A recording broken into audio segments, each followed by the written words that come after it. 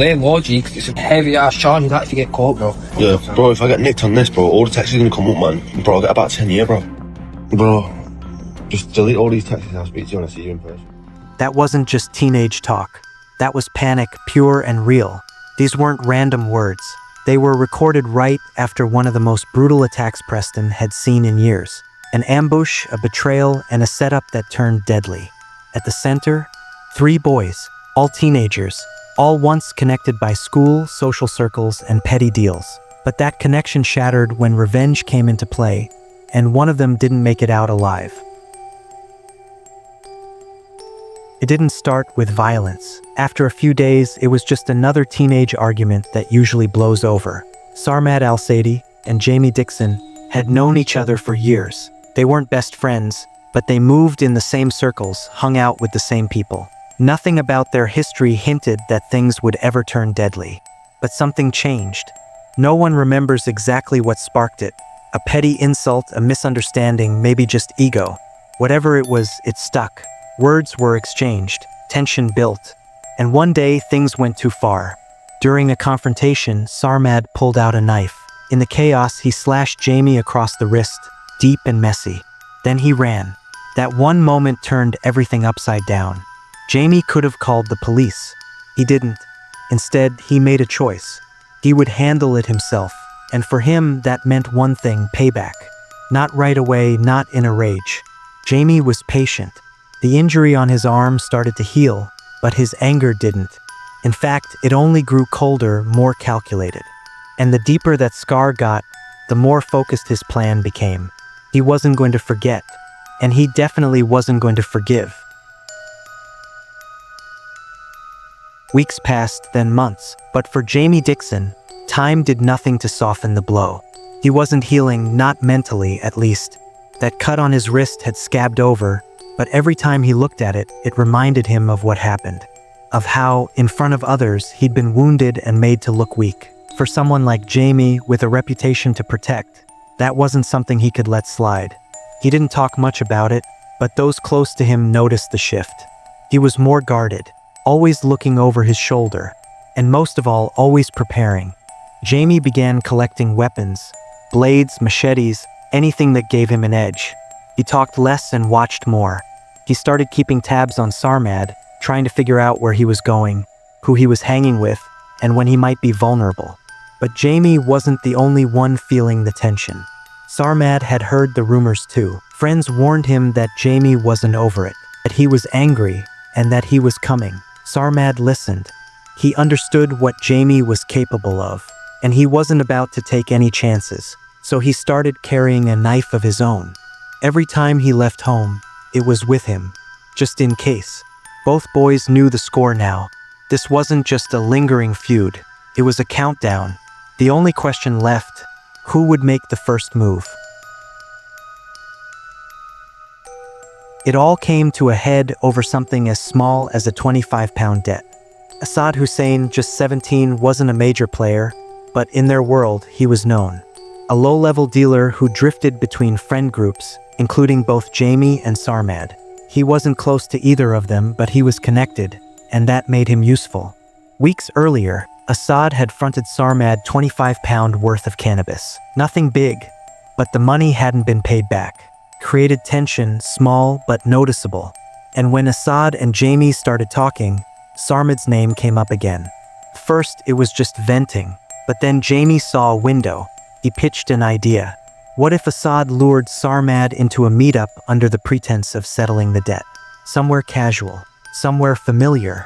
While they talked, Jamie would be nearby, waiting. It sounded extreme, too much for a 25-pound dispute. But Asad didn't ask questions. Maybe he was angry too. Maybe he just didn't care. Either way, he agreed. With that, the trap was set. Sarmad had no idea what was coming. He thought it was just a talk, a way to resolve a minor issue. When Asad messaged him to meet at a friend's place, supposedly just to hang out, maybe play some PlayStation, Sarmad didn't hesitate. He even suggested the location himself. A friend's house where he felt comfortable. Familiar territory. Asad passed that exact location to Jamie, and just like that, everything was in motion. Petty debt, a casual meetup, a false sense of safety. What Sarmad didn't know was that this wasn't about money anymore. It was about revenge. It was just 2 days before Christmas. Sarmad left his house thinking it was a normal afternoon. He was headed to a friend's place, the same one he'd told Assad about earlier. The plan was simple: hang out, play some games, maybe settle the small debt that had been floating between them. Nothing unusual. But outside, something was already waiting for him. Jamie Dixon and his close friend, 16-year-old Lamar Forbes, were moving into place. Both armed, both ready. They had received the location from Assad and wasted no time. Each of them grabbed a weapon. One took a machete, the other a hunting knife, and they made their way toward the house. By 5:20 p.m., they were already there. CCTV footage from nearby homes later captured them pacing back and forth in the driveway and around the neighboring property. Dressed in black, they looked restless. They kept drawing and resheathing their knives, checking windows, watching the entrance. But Sarmad wasn't coming outside. He'd already been at the house for 2 hours. That's when the next part of the plan clicked into place. Assad Hussein arrived right on time. Sarmad let him in without hesitation. After all, they were just supposed to talk. Inside the house, they made their way to the conservatory where Sarmad and a few friends were chilling. But something about Assad felt. He was tense, jittery. Sarmad noticed it. Everyone did. What he didn't realize was that Assad had one more job to do. He had to get Sarmad to put his knife down. Somehow, Assad pulled it off. With a calm voice and a few casual words, he convinced Sarmad to set his weapon aside. Maybe it was trust, maybe it was confusion. Either way, it worked. That was the signal.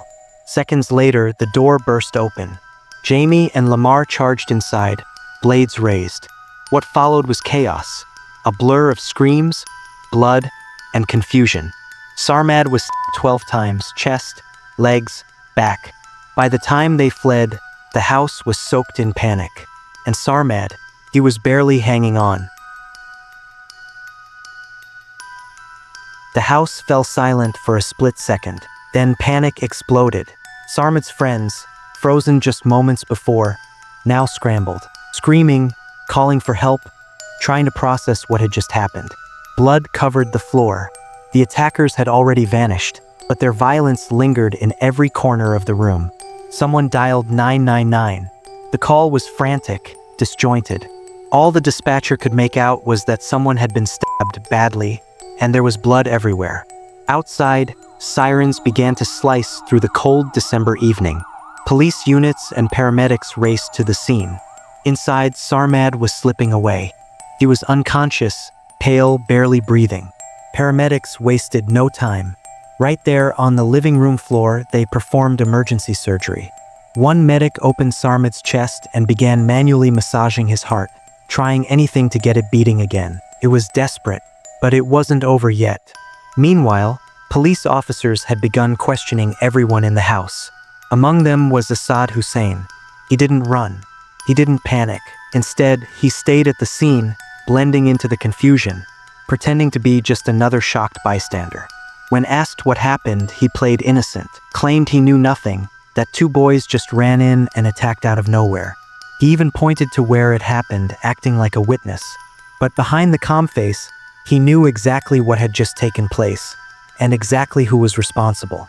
What no one realized yet was that one of the key people involved in setting the trap was standing right in front of them. Jamie stripped off his bloodied clothes and burned them, thinking the fire would erase everything. No evidence, no case. But while the flames swallowed the fabric, something far more damaging remained untouched: their own words. Because neither of them could keep quiet. Lamar, still holding the knife he used in the attack, recorded a video on his phone. In it, he proudly showed off the weapon, blood still visible, and said, "I stabbed Sarmad with this. His flesh is still on it." The video didn't stay private. Later that night, the pair began sending voice notes over Snapchat, laughing, ranting, replaying what they had done.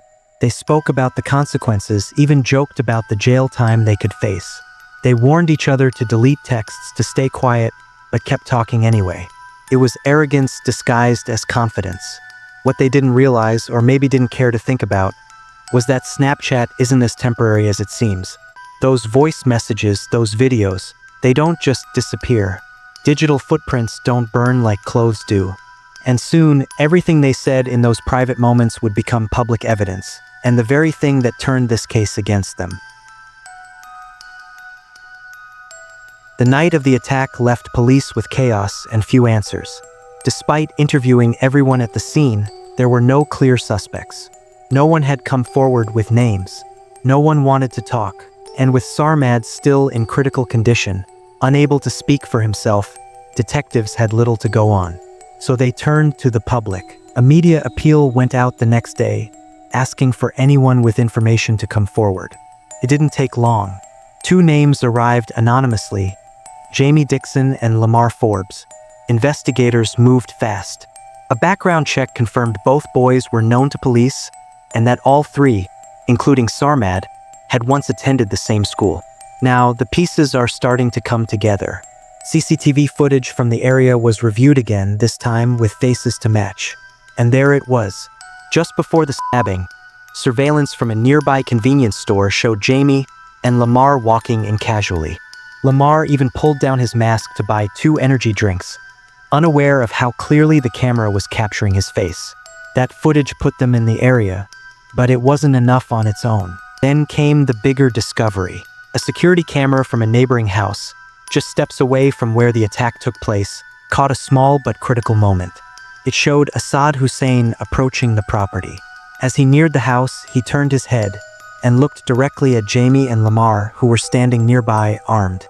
No words were exchanged, just a glance, a nod. It was subtle but unmistakable. When police pulled phone records, it confirmed what they suspected. A call had been made between Asad and Lamar just seconds before the attack. This wasn't random, it was coordinated. And now, the full scope of the setup was beginning to unfold. Asad Hussein thought he had fooled everyone. He stayed calm during police interviews, stuck to his story, and even acted like he was traumatized by what had happened to his friend. For a while, it worked. He wasn't on anyone's radar, not seriously. But the police weren't relying on just words. They wanted data. So they pulled Assad's phone records, searching for anything unusual in the hours surrounding the attack. What they found changed everything. At 5:35 p.m., just moments before the stabbing, Asad received a call from Lamar Forbes. It lasted 13 seconds. Then, 5 minutes later, Lamar was standing over Sarmad, holding a knife. Investigators kept digging. They retrieved messages, app activity, deleted content. And then came the voice notes from Snapchat. In one, Asad said to Lamar, "You got him good, bro. You got him good. But if I go down for this, I swear you're coming with me." That wasn't the voice of a witness. That was someone involved. It became clear. Asad hadn't just been there. He had orchestrated the ambush. He was the one who invited Sarmad to that house, knowing full well what was going to happen. He made sure Sarmad was alone and vulnerable. He gave the signal when Lamar and Jamie were in position. He played both sides, pretending to be a friend while setting Sarmad up for a violent attack. When confronted with the evidence, Assad's story began to unravel. He changed his timeline, claimed he forgot the call, denied recognizing the attackers, but it was too late. Police had what they needed, and now Asad, the quiet one, the one who stayed behind pretending to help, was officially a suspect in the setup that ended in near murder. Sarmad Al-Saidi had been holding on for days. He was rushed to hospital with multiple stab wounds, including to the chest, abdomen, and legs. Surgeons worked through the night to stop the bleeding. He was placed in a medically induced coma, his body too damaged to survive without full support. For a while, it looked like he might make it. Doctors were hopeful. His family stayed by his side, refusing to leave the hospital. His mother prayed over his bed, holding his hand and telling him to keep fighting. Friends lit candles outside. Community members sent messages of support. But then, on December 29th, 4 days after the attack, everything changed. Sarmad's condition took a sudden turn. His organs began to fail. The trauma from the stab wounds was too severe. Despite every effort by the medical team, Sarmad Al-Saidi was pronounced dead in the early hours of the morning. He was just 16 years old. The case that had started as attempted murder was now a full homicide investigation. That changed everything. Charges against Lamar, Jamie, and Assad were immediately upgraded. Detectives reclassified the case as premeditated murder. Prosecutors began reviewing every bit of evidence under a new light, knowing now that this wasn't just a violent attack. It was a calculated killing. And Sarmad's final hours added weight to the case, because before he slipped into unconsciousness, he had managed to whisper one thing to his mother: a name. She shared it with the police, and that quiet word from a dying teenager helped lock in the truth. Sarmad knew who had done this to him, and he didn't leave this world without making sure they were held responsible. Once Sarmad passed away, everything moved quickly. The Crown Prosecution Service officially charged Lamar Forbes, Jamie Dixon, and Assad Hussein with murder. All three were teenagers, but they were tried as adults due to the severity and planning behind the attack. The courtroom was tense. Families from both sides sat just feet apart.